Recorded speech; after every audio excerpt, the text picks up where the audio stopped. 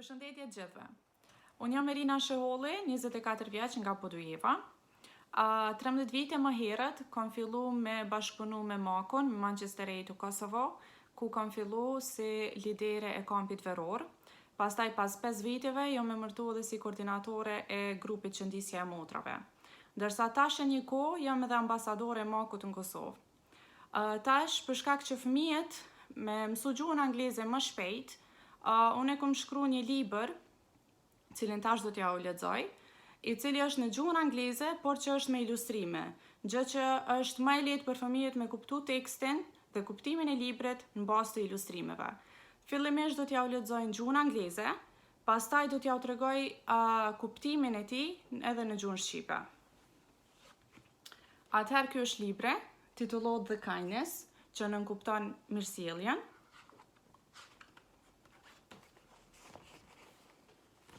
Kjo është faqja e parë. Once upon a time, there was a sweet little boy named Autore. He was loving, caring, generous, kind-hearted, and innocent. Autore had straight, brown, short hair, brown eyes, chubby cheeks, and a lovely smile. He was kind to everyone. Atëherë në faqen e parë përshkruhet Autore, një djalë i vogël shumë i lezetshëm, me flokë të kafta, të shkurtra, me sy të kaft edhe me një buzëqeshje shumë të ëmbël. Ai ishte shumë i pafajshëm dhe shumë i mirë me të gjithë. Even though Autore loved playing different games, his favorites were stuffed animals and cars. He used to make the house a big mess with all his toys around. He wanted to have all his toys in front of him because he was fair and played with them one by one. This way, Autore thought that even the toys would be happy. Atëherë, Autoret i kanë pëlqyer shumë lojrat, por në përgjithësi i kanë pëlqyer veturat edhe kafshët. Gjithmonë kur ka lujt e ka bo shtëpinë një lëmsh vërtet, me gjitha lojat përreth. Por ai ka qenë shumë i drejtë edhe ka dashur me lujt me gjitha lojat një nga një, që edhe lojat mos mu i dhnu.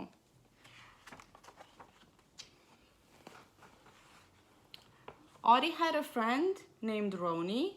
Ronnie was a handsome boy, but not as caring and innocent as Autore was. He had straight blonde hair, blue eyes, he was selfish and not kind at all. Atëherë, Autore ka pas një shok, i cili ka pas emrin Ronnie. Ronnie ka qenë një bjond me sy të kaltër, i cili ka qenë shumë i pashëm, po jo aq i pafajshëm dhe aq i sjellshëm sa Autore. They both had a lot of different toys. Stuffed animals, cars, heroes like Superman, Spider-Man, musical instruments, building toys, and so on. Të dy kishin lojra shumë të ndryshme, si hero të ndryshëm si Supermani, Spider-Mani, kafsh, instrumente muzikale, e tjere. Autore loved his toys and took very good care of them. Every time someone bought him a new one, he felt happy and excited. He hugged his stuffed animals, pretended to feed them, and rode his cars. Sa herë që dikush ju ka ofru, i ka bli Autoret një lojë të re, ai ka qenë aq i emocionuar sa që shumë është gëzu, por nuk i ka harru lojrat e vjetra. Ai ka lujt edhe me lojrat e vjetra, edhe me lojrat e reja. Ndërsa kafshët është gjithmonë është bë se po ju ushqen ato, i ka vozit veturat e kështu me radhë. Ronnie always wanted the latest and the most expensive ones. He wanted to have toys that not every child had the chance to have, and he was proud with that. Every time he received a new toy, he forgot about the old ones and never played with them again. And still, Ronnie was not happy with what he had because he always wanted more and more. Ndërsa Ronnie, për ndryshe prej Autoret, ka qenë pak më egoist, sepse gjithmonë ka dashur veç lojrat më të rejat edhe më të shtrejtat. Edhe nëse dikush i ka bler diçka të re, ai më një herë ka gjujt lojën e vjetër, si ju ka mërzit tash veçse, edhe kur nuk ka qenë i kënaqur, se gjithë ka menduar që ka fëmijë që kanë loja edhe më të mira edhe më të shtrejta, edhe nuk është gëzu kurrë. Ronnie had some bad habits. He was greedy and selfish. He always wanted what other people had and did everything he could until he had what they had, even though he didn't need it. Ronnie never thought how his behavior made the others feel. He cared only about himself. Don't even think about asking him to share the toys with you, as the answer is always no.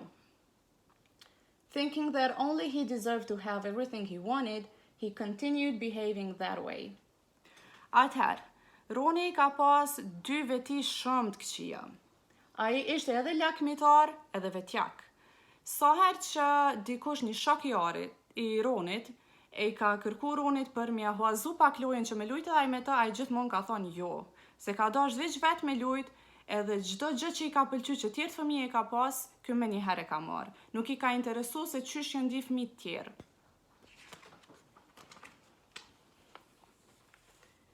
One day they were playing together in the backyard. They were having a car race. Ari was happy to play with his friend, while Roni was nervous as he couldn't wait to see who the winner was at the end. Roni was a competitive boy. During the race, Ari's car fell into a hole and its tire fell off. He immediately ran to fix it. Roni said, "Ari, my friend, why do you have to waste time fixing the tire when you have plenty of other cars? Just throw it away and take another one."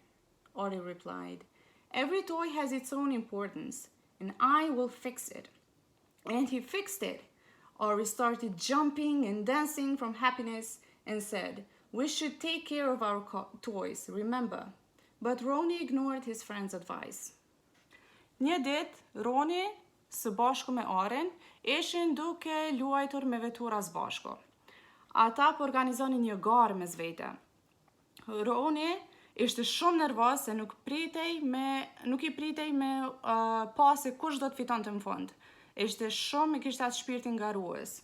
Ndërsa Ari ishte ndryshe, ai shumë i ëmbël edhe gjithmonë mendonte që u gëzohej që po luante me shokun e tij. Për gjatë garës, vetura e Arit e pat një aksident vogël edhe goma i ka dalë prej vendit. Por, me njëherë ka vrapu me rregullu.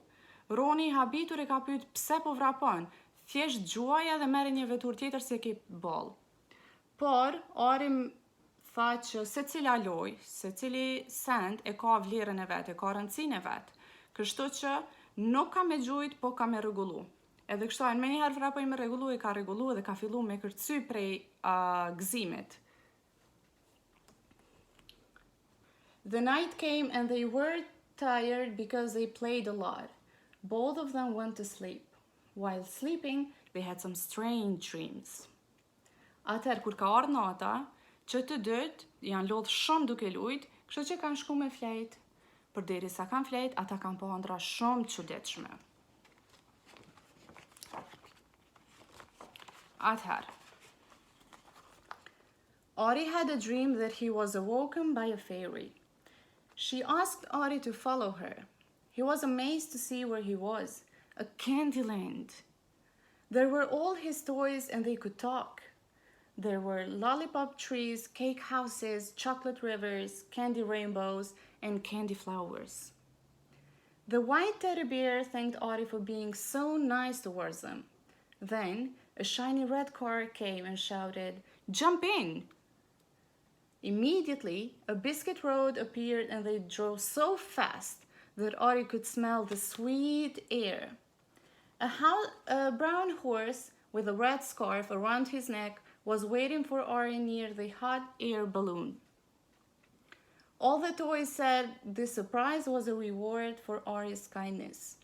He thanked them, hugged them, and jumped in the hot air balloon.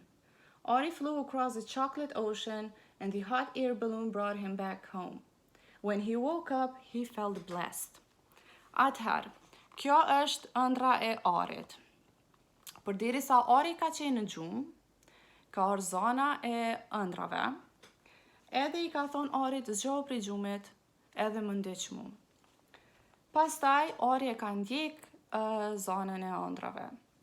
Edhe ka qenë shumë i emocionum kur e ka pa veten në botën e ëmbëlsirave.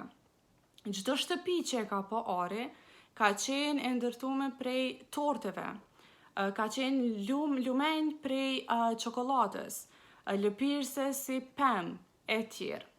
Ka qenë shumë emocionum i pa gjitha këto. Pastaj i ka pa të gjitha lojrat e veta, të gjitha kanë pas mundësin me fol. Edhe i kanë falendëru që ka qenë shumë i sjellshëm edhe shumë i mirë me të gjitha lojrat, pa dallim për asnjë lojë. Pastaj ka ardhur një vetur shumë i mirë edhe ka këshillu arin me hyp. Pastaj, përderisa ka qenë të vozit veturën, ari ka mujt me ndje të gjithë ajrin e ëmbël në botën e ëmbëlsirave. Pastaj ka ardhur një balon fluturak ku ari ka hyp, e ka kalu oqeanin e çokoladës edhe është kthy prap në gjumë. Kur është gjumë mëngjes, ari u ndi shumë e fat.